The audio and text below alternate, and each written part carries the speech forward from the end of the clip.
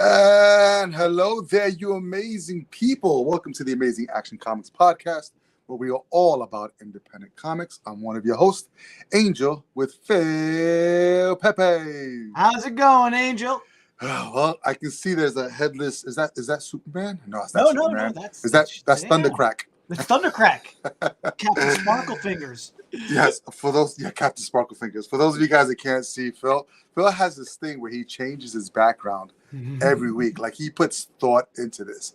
I have the same background since day one. So he actually cares about this a lot more than I do, or takes more thought to it. How you doing, bro?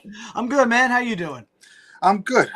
I just over the last couple of weeks we've been talking about our concern with the amount of literature that's been coming out, and this week it's crazy. Like, the last couple of weeks it's just been. But you know what? I was talking to you the other day about previews, right? Yeah. So for those of you that don't know, like, sort of like where comics come from, they don't come from storks. They come from trees. They come from trees. Yes. They don't come from storks. They come from distribution centers that make love to trees that bring us the books. And so basically you had one distributor, Diamond Comics, for such a long time. It was close to 20 plus years, right? Where they were pretty much the sole monopoly on distribution. Yeah. Crushed all the others. Time. Yeah, gobbled them all up. And then it was just them for a while. And when I say sole distributor, I mean they were distributing pretty much every title for comic publishers. The big two, then you had Image come along, which will become the big three, and then everybody subsequently under them or around them. And so within the last, I would say, 5 years, there's been a big disruption in that chain. And they were called a monopoly for so long, but they weren't considered a monopoly through the federal government because they weren't the only book distributor. You had the big shops that were distributing books, and then you had Penguin. You had a whole bunch of other publishers that were distributing as well. So that's why they weren't considered, even though they were periodicals. But they still had trades and everything underneath their umbrella. Toys, things like that. I think largely they were called a monopoly because Steve Jeppy, the head of Diamond Comics, wore a top hat, ascot, and I think a monocle and a cape. I was thinking a gem on it. You fucking ass. So they were not considered a monopoly through the federal government's eyes, but yet they control pretty much all of comic distribution. And they have a presence over in the UK as well.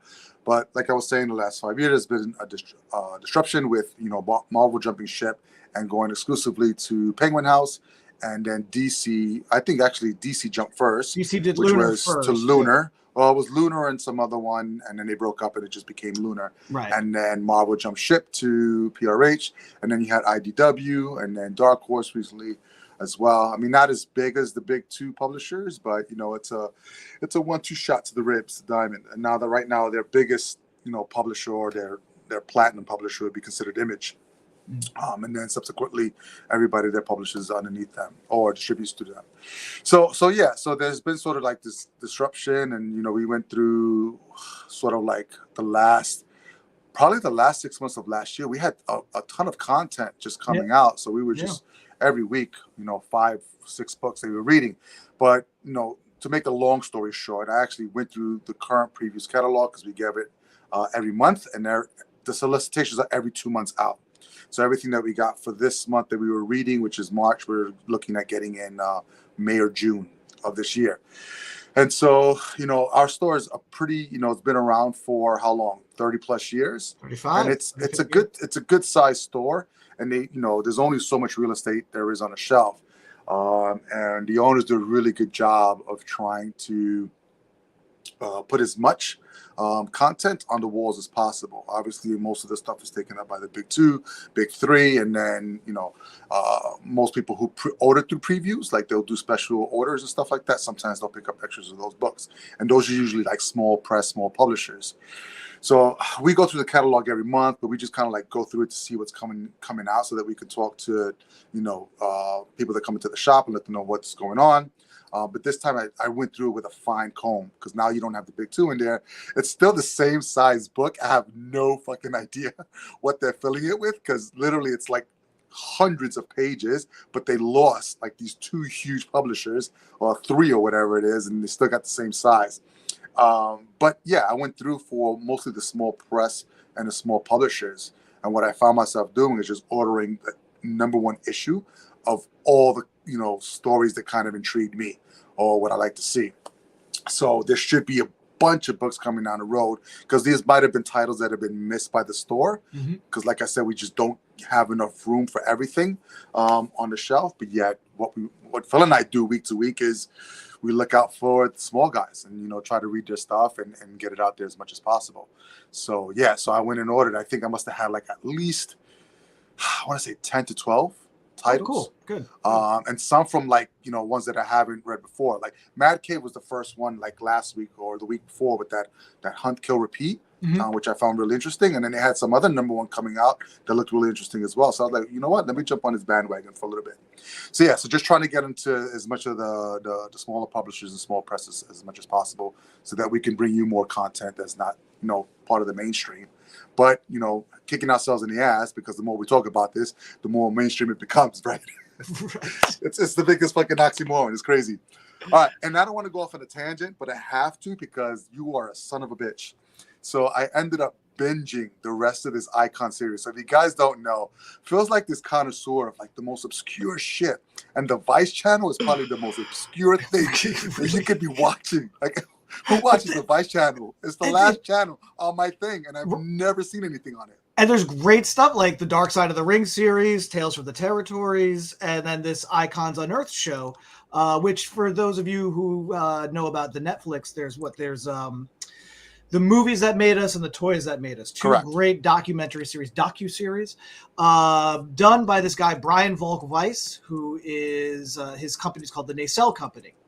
And they have a new series on the Vice channel that started last year called Icons Unearthed. And each season is about a 6-episode season. And it looks at it right now. It's looked at Star Wars, The Simpsons, Fast and the Furious, that was your gateway. I knew that would get you. Oh my God. And then the current one where they're 2 episodes in right now is Marvel. So all right. Yeah, they present that stuff so good.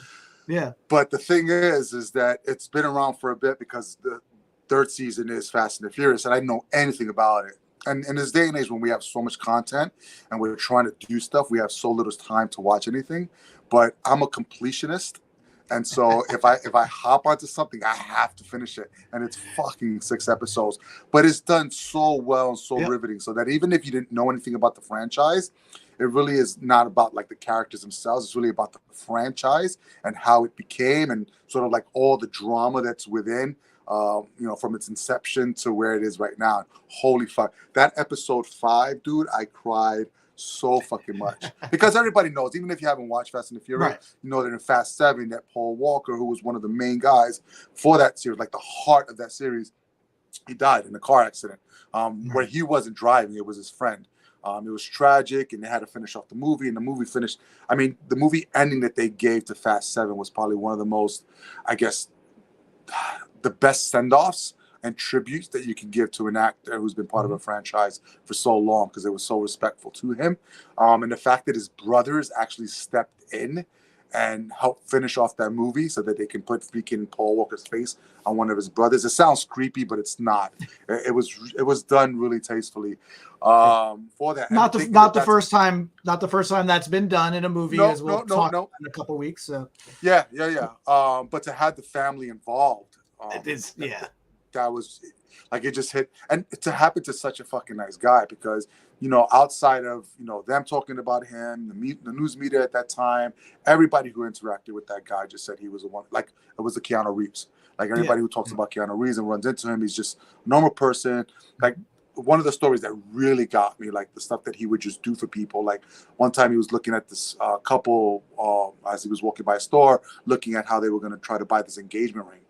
And so he actually went into the store, told the person behind the store, I'm going to buy this ring for them, unbeknownst to the couple. And then they went to go get the ring and freaking found that the ring was paid off for them, and they never knew that it was him. So stuff like that is just like And it happens to people like this. Is fucking crazy. And there's so many motherfuckers out there that deserve not to be on this earth. But yeah, it's really well written, and that whole feud between The Rock and Vin Diesel. Holy shit! It just got me going. But yeah, thank you, you son of a bitch. Hey, it took me 2 days to watch those episodes. Now watch Tales from the Territories. Fuck off! I'm not gonna do it. Love it. It's so good. I'm not gonna do it. All right, a lot of F-bombs today. I apologize, but I'm not sorry. We were not monetized to begin with, but now we will never be monetized. Never, and I'm okay with that because we are truly independent. So F the machine. All right, guys. So welcome to another episode of the Indie Comic Review. We do have some comics for you today, which is fantastic. We have a couple, actually.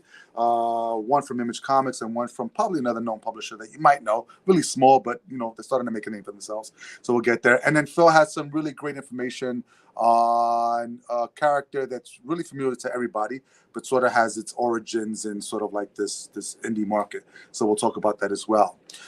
So we're going to kick it off with this indie comic review. These are titles for the year of our Lord 3/15/23. Cool. So I guess I'll start it off.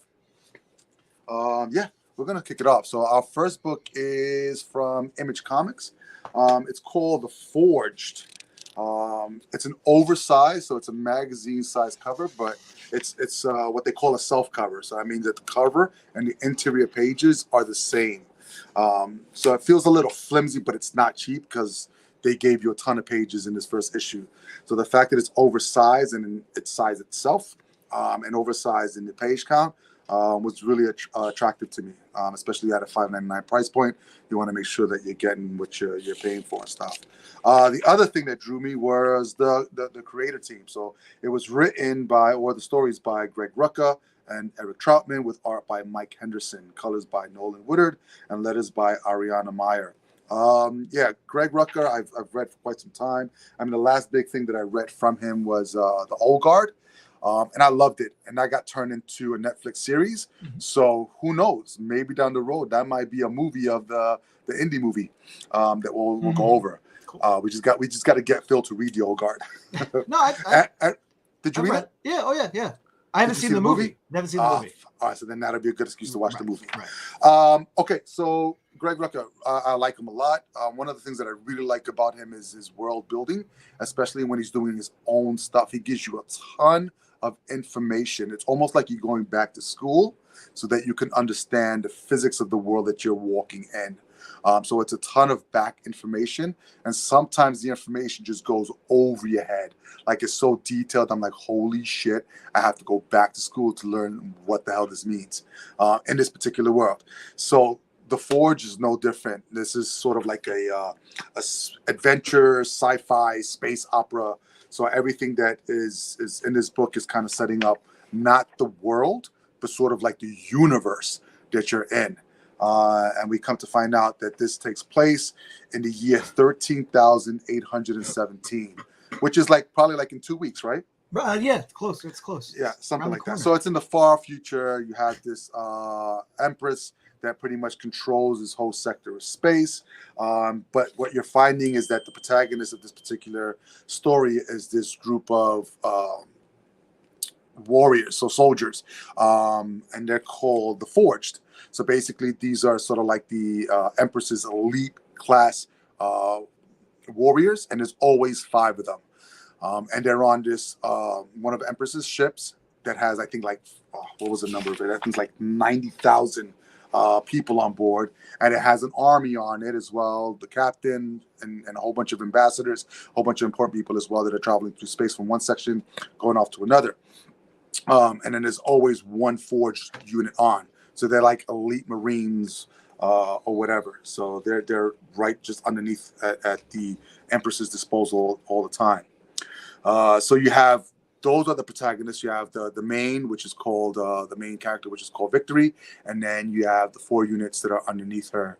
And basically, what you're getting to find out is that these Cassandras, which are these witches for the Empress, is one of them is on the ship, and they're hardly ever seen away from base home. So it's unheard of for them to be away from the capital or the castle or wherever the Empress is. But you have one Cassandra that's there who's demanded the presence of the captain, And what's really cool is you have sort of like this, it's obviously in the future, but you still have sort of like this magic element to it. So these witches can actually touch you and make you feel things. So they can make you feel pleasure. So they can, make you see things and make you feel things, similar to like what Cy Anderson did in Dread. When she had the guy come into his mind. Right. So she could do the same thing, and they can cause you pain as well. So basically she's having this confrontation with the captain saying that this needs to be done, yada, yada, yada. And it's basically off of protocol of what normally should be done when they're going to a new planet. So basically now the Forge team is being requested by the Cassandra to go onto this planet to do reconnaissance. And that's not what they do. They're mostly go in, save shit, blow shit up, and then come out and stuff like that. So the fact that they're being used for reconnaissance is sort of iffy to the main person or the main protagonist, Victory. And there's supposed to be some correlation or some connection between Victory and the Cassandra, because they were born, or they're part of, I think it's similar to like a collective where batches of babies are born at the same time. And then their upbringing, and then they're kind of like divided into whatever sector they're going to go into, so that becomes their job in their life or whatever it is. So there's a connection there somehow, and the Cassandra knows more than what she's giving out in this particular instance. And so basically you have a Victory going back to her unit saying that we need to move now, we got to go, but she doesn't remember the conversation that she just had, because the Cassandra doesn't want her to remember. And right before they're getting ready to launch, then the Cassandra goes into her mind and says, okay, now remember. And this whole flood back of the information comes back to her as they're diving onto this planet. Now, this planet they're going on to, they're trying to do some reconnaissance or retrieval, something from a ship, similar to like a black box. And it's landed on a planet that was abandoned years ago because it was trying to be terraformed, but the terraform didn't take through. So the environment is quite hostile. And so pretty much the book is a setup, but fuck, man, I mean, there's so much information in it, and it's not like boring information. It's like information that you have to go back and reread to kind of like retain and understand the new language of this particular world. And understand, the different classes. Because, I mean, there's different classes of warriors and stuff like that, and on the ship and stuff like that, too, which is pretty cool. So if you like that stuff, if you like space stuff, if you like adventure stuff, this would be right up your alley. The art and the coloring, holy crap. I cannot say enough about this book because it is beautiful. It's got, some really great traditional panel layouts. And then it does some really great artsy stuff as well. But for the $5.99 price point, to get as much information, beautiful art, just a really good solid beginning to a story, I'm really interested to see what happens, because she, the team leader Victory is sort of like a badass, but she does really care about her unit. So it's going to be interesting to see what happens when they land on this planet. And they've already kind of like previewed as to what's on this planet that's quite hostile that they're going to be running into. So I'm really interested to see how those fights are going to play out, and how the art's going to work for it. But even the back matter on the back pages, the freaking Forge, they have their own creed. You have back information done by like what is it, sort of like a why am I losing my what's a reporter a reporter who's writing an article on the general introduction of the history of the Empress and stuff like that. So you do get some background stuff, and then you get a background on sort of like that sector of space that the Empress is taking over, and how they're broken off into different sections, and the planets that are in that particular sector as well, and what they're known for. So you get quite a bit here. So if you're really like a space junkie and stuff like that, dude, I would say definitely pick this up, because it was definitely worth the read. I really, really, really enjoyed it. I'm pretty sure it's going to be a mini, but yeah, there's some really wild stuff in here. So yeah, you might want to check it out. Cool, Forged cool. by Image Comics. Yeah. I'm always a fan of Greg Rucka. My into him was his Batman stuff, but I followed him to some of his indie stuff as well. He's really good. Colonel Troutman, I just only know his work from helping, John Rambo out a few times and then being rescued by Colonel Troutman. Yep. So it's cool. All right, so what do you have? So I have a brand new one-shot from Amazing Action Comics. Of course you do. Of course I do. No, and this is great. This is great. It's called CROSSROADS, and it is created and written by Dino Caruso. illustrated by Paul Quinn, letters by Jason A. Quest, which is just a great name. And Yeah, I then think so too. a really, as you can see there, a really, I don't know, engaging, gripping cover by Alex Diotto. Now, I believe this is the second project that the writer Dino Caruso has done with Amazing Action Comics, because there Third, was the third. Okay, because there was the Courage miniseries, right? right? And Which then he Guy Falcon. okay, gotcha. And this is the first I've read of this, but it does definitely make me want to read more of his stuff. Same artist on those projects as well. No, No, different. okay, different artists on each one. Yeah. Yeah. So I really dug this. It's very different for Amazing Action Comics in the fact that there is no action, um, but it is as you described it, a slice of life. It is a love story, and I really dug it, and I dug how it was presented. It's essentially it's a long form monologue. So any young actors there looking for something, to turn into a monologue, like look into this, because this is kind of cool. Because it's really just this one guy talking, and there's a really neat little thing at the beginning where he slightly breaks the fourth wall, Mm. and then kind of jumps right back into what's going on and where he's going.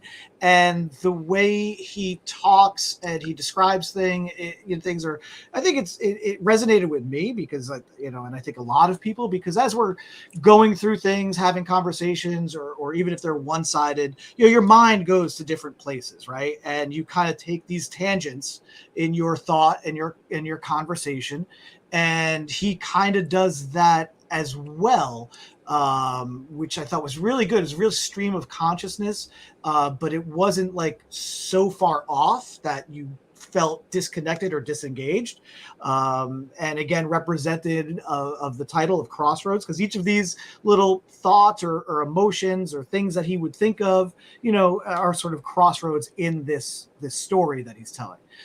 So I thought that was really cool. I thought it was a really, really well written.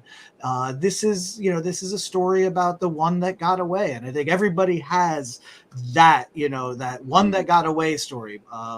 Mine actually is a literal fish, but we're not going to get into that. And I really liked the it was black and white, really cool indie feel on the artwork. The whole thing kind of reminded me of a much longer series from about a couple decades ago called Stylish Vittles. Terrible name, but really, really good series about a guy and a girl who meet in college, and you kind of track their relationship. I believe it exists in 3 out-of-print trade paperbacks, but really had a nice vibe like that. And I like that it was just a done in one, basically 20 or so pages, and it has a really nice payoff. And I don't know, I think it's something like if you are in a relationship with somebody and they don't necessarily read comics, but you kind of want to express not only your love for comics, but how you feel about this other person. I think this would be a really good thing to give them to kind of get them into comics, but also, I guess, if you have a tough time articulating how you feel about somebody, I think that this guy does this in this book. So this really won me over. I really liked it. Thank you for letting me check it out and review it. Yep. I really, really dug it. And, I know it's a one shot, but you kind of want to see more of this guy. So I kind of hope that Dino maybe does some more things with this guy in some other situations, whether they just be complete slice of life stuff, or this is kind of a guy that I would follow in an ordinary guy in an extraordinary situation type of story as well. So I really dug this. Crossroads, Amazing Action Comics. I think how people can get a copy of this. Yeah. Just go over to amazingactioncomics.com. Everything's there. I appreciate what you said, and it's funny because that fourth wall break in the beginning is really slight, because I can't tell if it's a fourth wall break or if he's talking to her while looking at the camera. So it's really, really just like it plays with that like fine line right there. Yeah. And you know what? It's so funny because Dino's actually really good, and he's so diverse, because he's, the Courage was it was a tribute to the Silver Age kind of writing style and look. And then you have Gaia Falcon, which is sort of like a parody on sort of like this superhero, character. that has had this past, but it's a one shot to things that never existed. So the comic never existed itself, but it's making reference to past stuff, which is it's crazy, but there's enough in the world to understand what's going on. And then Crossroads, which is, you know, not my cup of tea, because you like that stuff more than I do. Right. That whole slice of life stuff and, you know, close to reality. You know, if I want reality, I'll step. Oh, is that a thunderstorm? It's a giant truck rumbled outside. I live right on it's called a turnpike. It's just it's a well-trafficked street, and a giant truck just rumbled by. Fast and the Furious, bro. That's Fast and the Furious 10. Yeah, so like I was saying, if I want, you know, reality or life is life, I'll just walk out the door. But you know, being a publisher or trying to be an up-and-coming publisher, you have to be open to everything and anything that crosses your desk. And when you know, you work with a past creator and they slip you something and say, hey, check this out, even though it's not your cup of tea, you read it. And when I first read the first couple of pages, I really rolled my eyes because I was like, oh my God, this fucking character is so pretentious. He's like, he's so aware of himself and how smart he is, and like using the verbiage and the language that he's using almost made me feel stupid. So that I felt like the woman that he was talking to was like rolling her eyes because she was like, why are you talking to me like that? But as he goes through, and you hit the nail on the head, because as he's having the conversation or this long monologue, he's going off on these little tangents that can be considered crossroads. And he has an option.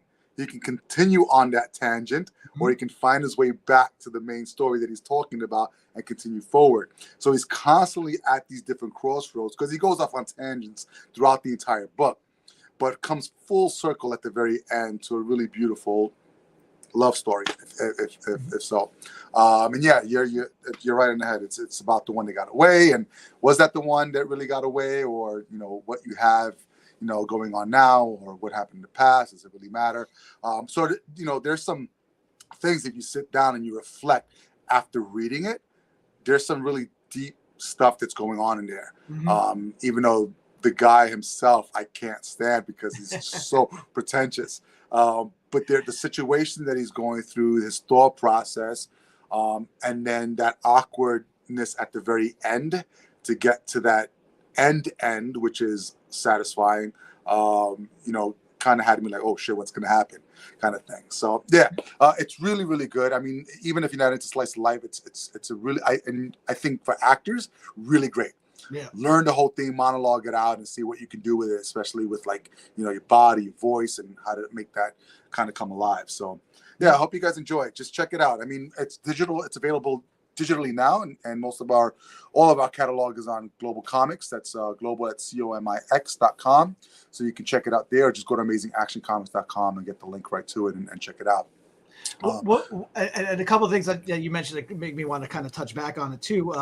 Yeah, I mean, he kind of knows he's smart. He knows it's like a niche smart, but there's also things that he doesn't know that he definitely admits to as well, which I thought was good. It kind of brought him to a level, you know, comparable with the reader, so to speak. But there was also a really good use of a juxtaposition between what he's saying to her but what he's visualizing in his head. So there's a couple panels where he's describing his time with this person, and what he's saying to the person he's talking to is a very sanitized or whitewashed, so to speak, like, you know, we're doing homework, but the panel, you know, we spent time doing homework together, but the panel doesn't reflect that, right? And there's another one that's like that as well that I thought was really cool. Like, so yeah, just a great, just definitely a guy who loves comics. He also knows comics, so just like a great use of that even though he's being, you know, straight up with her and telling her, you know, his deepest thoughts and things like that, and things that he was thinking in the moment, you know, there's certain things he's still not telling her, which I thought was a really cool technique, because again, you know, it's very universal. We all kind of do that. So I really liked it. It's really good. Cool. All right, Crossroads, guys, from Amazing Action Comics. Check it out if you want to at amazingactioncomics.com. All right, so those are the two books that we have for you for the Indie Comic Review. We knew that it was going to be a short one this week, so Phil thought of something that would be kind of cool. Even though it's considered mainstream now, it had its roots in not so much of a mainstream. Actually, it was the opposite of mainstream because it was going against mainstream at that particular time. So Phil's going to give us a little bit of history behind a character that everybody knows. Whether you do or not. Whether they do or not, Mr. Thundercrack himself. You know the name, right? You know, Yes. some people only know it as a music streaming service, but yeah. So Captain Marvel, Shazam, the Big Red Cheese, Captain Whitebread, Thundercrack, Captain Sparkle Fingers. I have always really dug this character, and one of the things you brought me on here was because in some ways I guess I am considered a comics historian because I just know this stuff and love this stuff, and this is one of my favorite historical examples of how there was a character who really was kind of independent when it came out in about 1939, 1940, capitalizing on the success of Superman and then Batman after that. But Batman, and Superman were created by the same company, National Periodicals, which eventually became DC. And Shazam was an outlier. Shazam, or Captain Marvel, the original Captain Marvel was created by Fawcett Publications. Mm-hmm. And the similarities to Superman are very apparent, even from the first appearance on that cover there, where he's throwing a car into a wall, which, again, is kind of evocative of Action Comics #1, where Superman is just smashing a car right into a wall, into a rock face or whatnot. And this comic became so popular. This would be considered, I would say, the spawn of the 1940s, right? Because he wasn't quite mainstream, and it was riffing on a lot of tropes that had already been established only a couple of years before, and the kids loved it. And one of the main reasons why the kids loved it was the superhero was a young boy, an orphan boy, 8 years old, 9 years old, says a magic word, and then he has the powers of a couple Greek gods, a couple Roman gods, and then a guy who appears in the Bible. And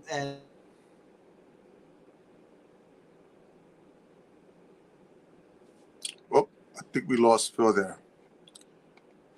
Yeah, he's frozen in time. So until he comes back, so basically he did have Shazam, who was called originally Captain Marvel in those early days. We're going to try to see if we can get Phil back here for a second.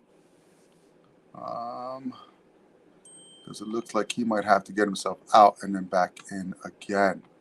Man, this is great podcasting. All right, Phil, if you can hear me, we can definitely not hear you. That's interesting. Okay, so it looks like we might have to end the podcast here. Maybe we'll bring this up again next week, or he's going to try to come back on again. And I'm probably going to have to do some editing, some magic editing here.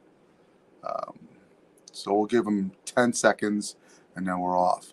All right, but basically you have this character, and I'm pretty sure he'll talk about it if he comes back on, who was created, as